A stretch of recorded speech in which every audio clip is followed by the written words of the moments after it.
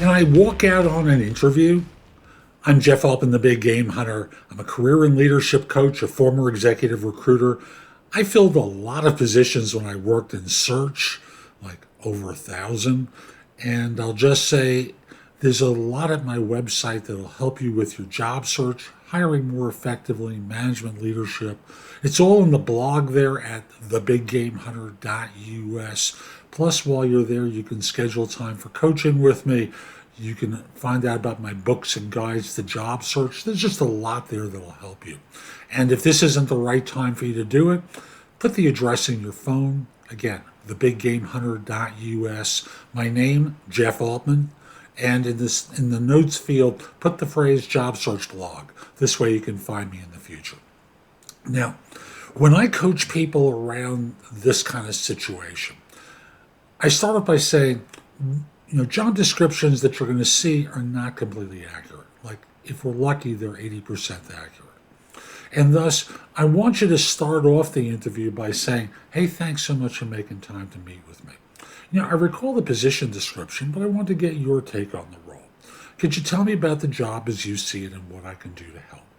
And the idea is I want you to hear about the job at the beginning of the interview so you can talk about what you've done that matters to them and not just talk about what you've done. But what happens if the job isn't interesting when you hear about it? And it seems different than what you read in the job description or what your friend Sue told you about. What do you do? Well, this is the way you follow up. And you say, when I read the job description, it suggested you were looking for someone with this kind of background, but I'm hearing something pretty different. Could you kind of mesh that for me or tell me how this works together?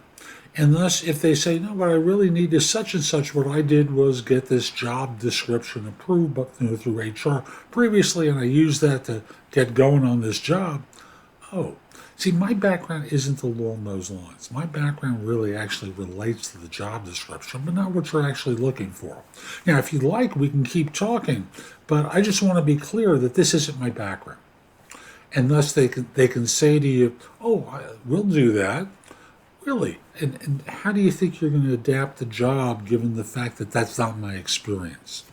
At which point, you've made it clear it's not you, and sometimes it takes twice to get the point across, and it can come to a polite ending rather than an abrupt one.